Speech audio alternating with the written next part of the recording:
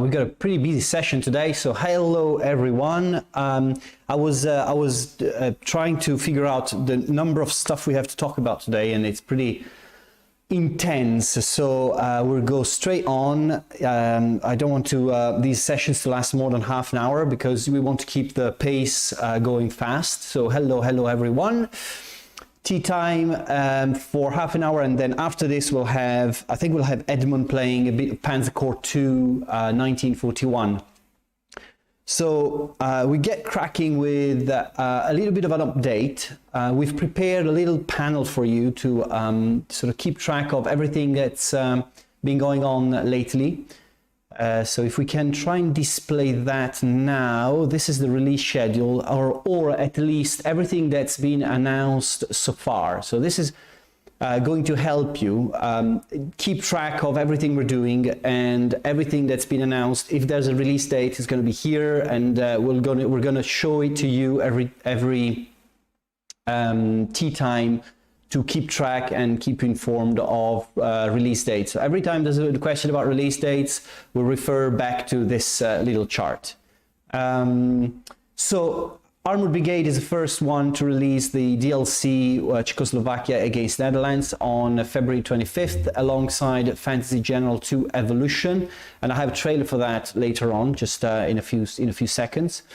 After that, we're planning to release Panzer Corps 2 Axis Operation 1941 on the 18th of March. This will also include the tournament system and the presence on the Epic Games Store. And after that, we have War and Peace 2 releasing on the 25th of March. And after it's going to be Q2, so we're actually having still to review the release dates in Q2, but whatever is planned for Q2 is a Combat Mission Cold War. There's Warhammer 40k Battle Sector, which is a May release, Starship Troopers in June, Valorant Victory probably going to be Q2, so stay tuned there. I think you're going to see this chart changing a lot over time, because as we announce more stuff, we'll see more hexagons appear in the chart, and as we release stuff, we'll sort of keep them on the side. But let me actually share with you this Fantasy General 2 Evolution little trailer we've done to highlight the details of the faction, and we'll be straight back.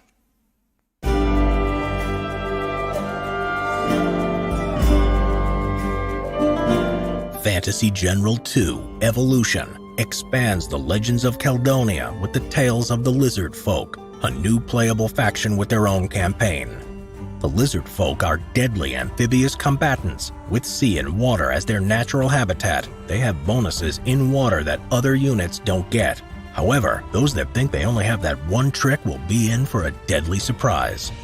Introducing the Devourer, this insane Lizard Folk monster will come down on you like a ton of bricks and is the size of the house they came from.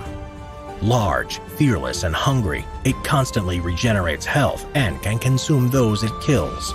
Terror strikes those anywhere near it, and its mighty roar will all but crush the morale of lesser units. Subtle, it is not. Fans of Fantasy General 2 will be pleased to find the new branching campaign isn't subtle either. Your greatest enemies could be anyone you didn't eat. Those that survive the horrors of your appetite will return to take their revenge for all that you have done. Making different decisions about who to consume and who to spare at any given moment shapes your campaign, unlocking or closing off parts of the story, as well as granting you evolution points. Evolution points allow you to unlock many powerful upgrades, but they are quite rare. Spend them wisely. And of course, Fantasy General 2 Evolution wouldn't be complete without a new tameable pet. Introducing nature's most delicious of sea creatures, the giant crab. These critters start at the bottom of the food chain, but with care and attention, they can become a considerable fighting force. Rumors even speak of giant crabs that scuttle ships and eat sailors whole. Such a monster, if tamed, could be a valuable addition to any army. Fantasy General 2 Evolution crawls out of the water February 25th. Land dwellers beware.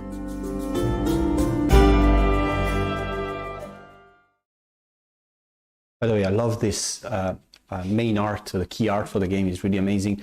it's really also very cool to see the developers going above and beyond in growing a game and making it better and richer and adding more stuff over time. When we start with a product release, we never know how far it will get, and Fantasy General has come a long way, and it's going to develop even more in the future. So watch out for more for sure. As you know, this week we've also done a specific like war games, like hardcore war games session on Tuesday. This was focused on Valorant Victory, which has just been announced, and you can actually check it out on the site. And also this is open for beta, so go on matrixgames.com/beta. You'll see Valorant Victory there. It's open for beta, and also Decisive Campaigns, Ardennes Offensive is available for subscribing to the beta. So I think there's so much happening. You want to pick the games you're most interested in and help us developing them and finishing them up. Valorant Victory is this kind of fast-paced board game style war game, whilst of course Decisive Campaigns, Ardennes Offensive is going to be a step further into the IP, into the franchise, and I really think if you're into like operational war games, this is going to be one of the best this year, if not the best one. Make sure you check it out. Filogroy 2, I wanted to give you just a quick update. Tomorrow on Lionheart X10 Twitch channel, we're going to reenact the Battle of Hastings on his channel at 5 p.m. GMT. You want to check it out because Professor Ryan Lavelle from the University of Winchester is also joining to make a comment about the historical accuracy of the game, but not only that, comment on the strategy, on how the battle evolved. It's going to be a lot of fun, and so you want to check it out because this is really something new we're testing. If that works, we'll do more real battles in the future, and it's a really nice experiment. Also, in the meantime, we've opened subscriptions to the first Filogroy Medieval 2 Filogroy 2 Medieval Tournament. This is again Slitherine.com/tournaments. You can subscribe there. There's about 300 slots available. We're about 150 filled in the last 24 hours, so make sure you book your spot. This tournament starts on the 1st of March, so make sure you join. Also, this week we've announced Combat Mission Cold War.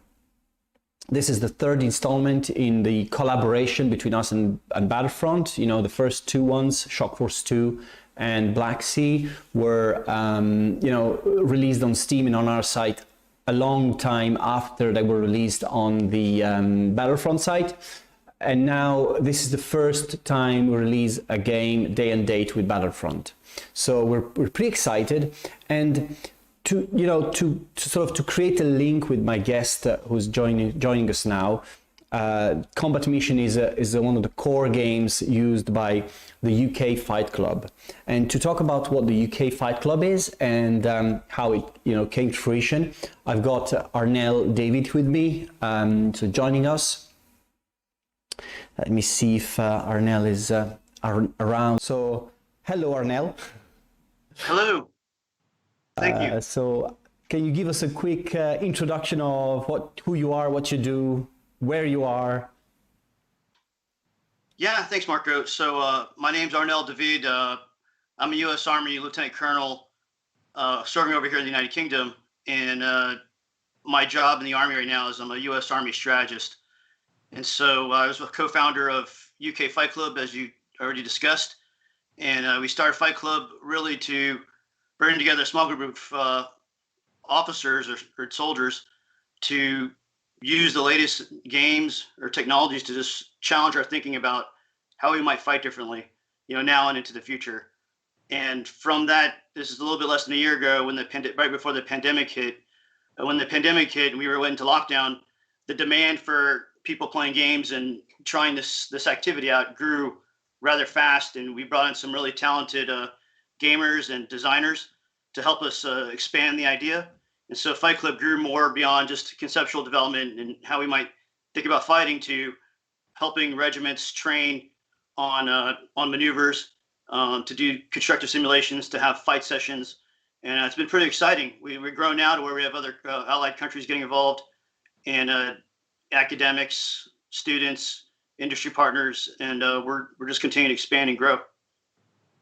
How did you start it? I mean, are you a gamer yourself, or was it just like a, an idea you had? How did it come, Yeah, together? I wouldn't necessarily consider myself a gamer. I play games, but I guess the idea is that if you're gonna have time to play games, why not play something that's realistic, like the games that we're playing right now with Slitherine, like Combat Mission.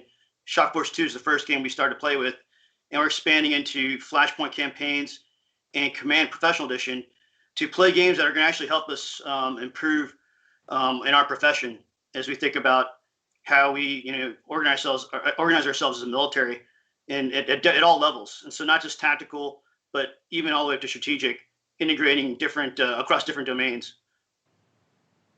Do you think there's a way for our audience, like commercial audience, to participate or to help you out in this endeavor? That's a great question, Marco. I mean, we're very open. The British Army is generous, and we've brought in a lot of people to get involved. So you can get involved. We have, like I said, we have a wide range from younger students to the oldest. I mean, to generals playing in Fight Club, and you're welcome to join in. There's a website, and what we're finding is that the gaming community, a lot of you out there that are professional war gamers, are really good at these games, or thinking about these games, or building scenarios. We're really learning a lot from you, and so we're learning a lot from each other, and we like to just continue to share and be an open platform for collaboration. That's very cool. How international is the organization right now, or the group, I would say? It's hard to keep up with. Last time I checked, I think we had about 5 or 6 different countries involved, with players from all the way to Australia to Germany, Netherlands, to the United States. And recently, Italy is a big demand signal for the Italian army to get involved and start up their own franchise of a Fight Club and associate with ours. I think the idea, to bring this kind of innovation in, in a very almost like a fixed environment, where bringing innovation is always hard. Do you find it hard, or is it do you find a lot of open doors? Sorry, can you say the last part? Do you find it hard to introduce this concept to to the military, to the defense sector, or do you find a lot of open doors? Sorry, one more time. Yeah, do you find it hard to introduce this concept to the defense sector? So there are challenges because so organizational culture is hard to change, and so I think what we've done as a group, we've been purposely disruptive and are shifting culture to make gaming more commonplace across all levels of defense and government, so that it's more welcome.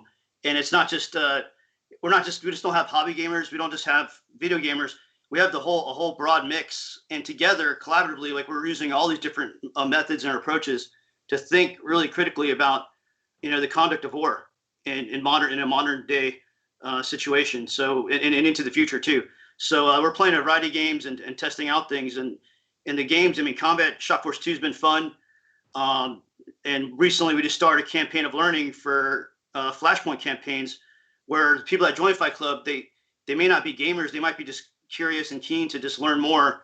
And we start them off with in a crawl, walk, run campaign of learning with the tailorable missions that our team has made, so that they can get stuck in and learn from each other. And we do these post-exercise reports and talk about things and assess our doctrine and see if it's accurate, if we need to adjust it, or just have that conversation. So it's really it's having an impact across the force, and we see only good coming about from all of the activity.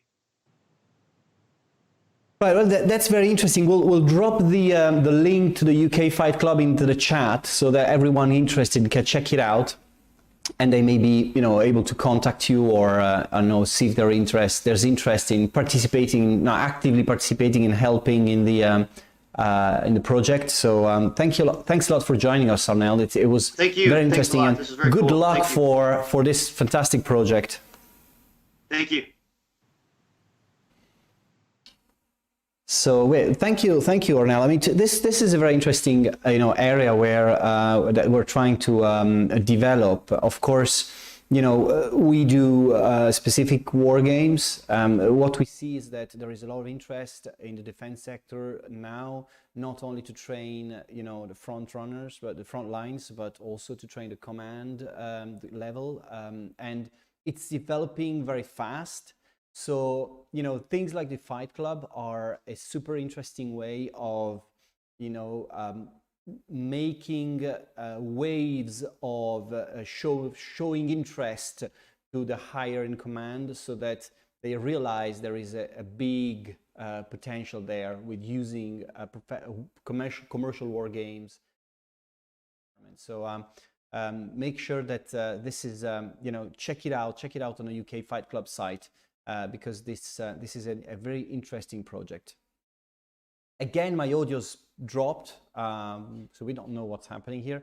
Maybe it's my very nice hoodie, courtesy of Spotify. I don't know if I'm not sponsored, by the way. It's not a sponsored hoodie, but it's just a gift.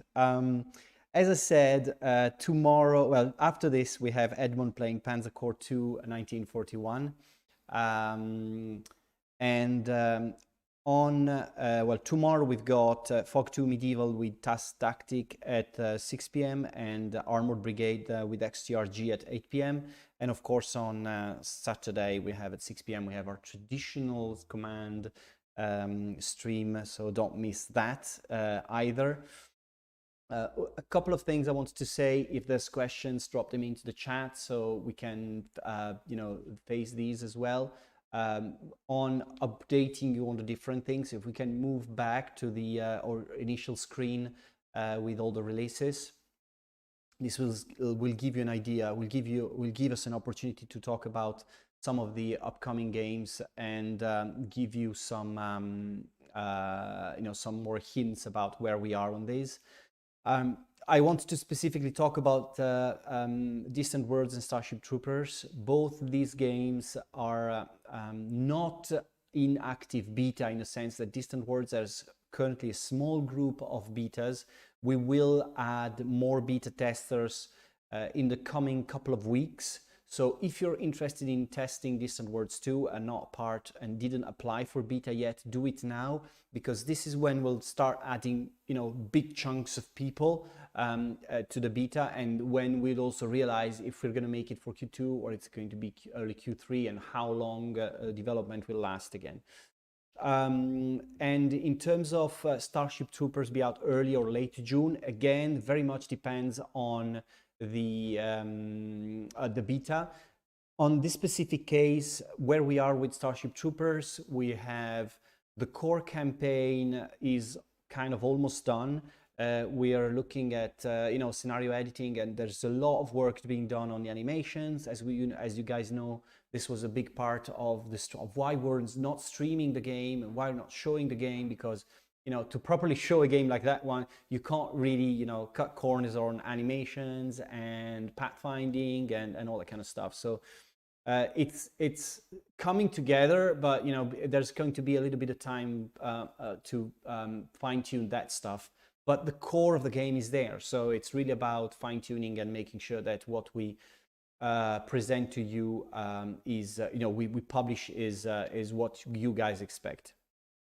And on Battle Sector, the pattern is completely different. The game is currently under beta, and the May 2021 release is pretty much set in stone now.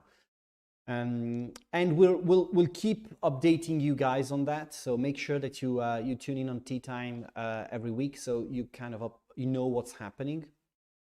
Any new screenshot for Distant Worlds 2? No, but we can provide you some more for next week's. So we'll make a note of that and give you more details. We have a trailer. We have a new faction trailer in the works right now, the Mortalen one, where we'll highlight some of the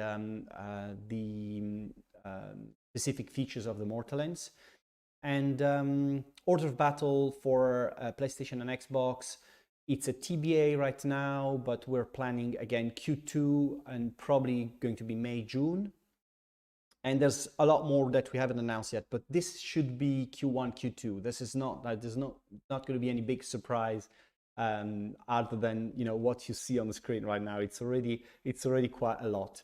Will all PS Xbox players be able to cross-play with PC players or people utilizing GeForce Now? No, the multiplayer systems will be self-contained, so there's no current plan for crossplay on different formats.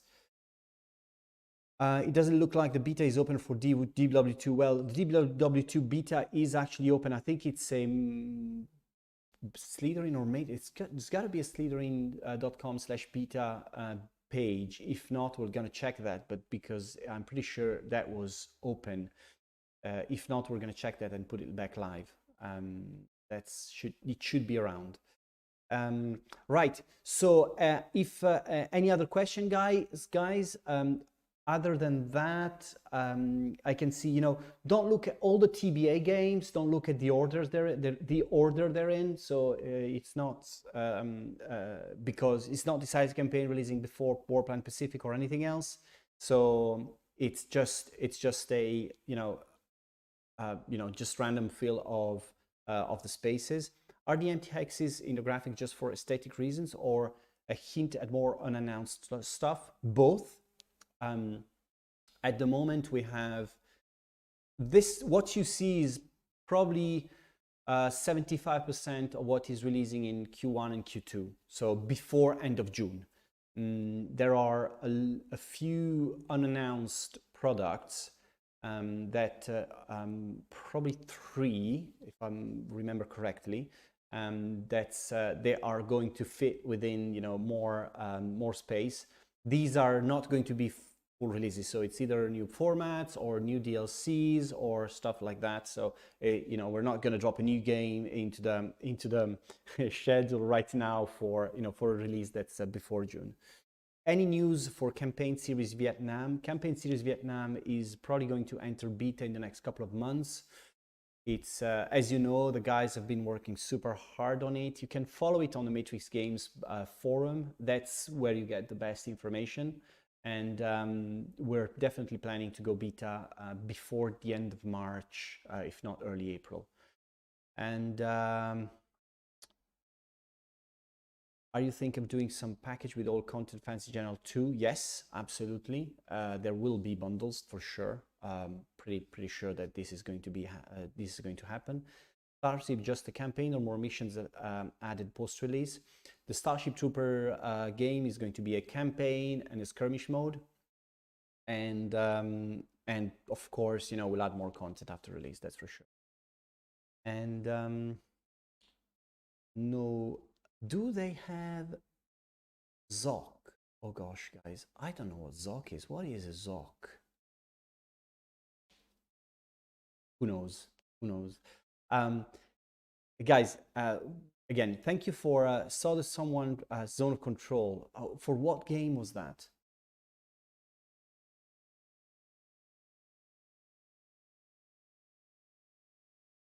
Saw that someone created a Fog 2 Medieval first DLC subforum before it got hidden away yesterday.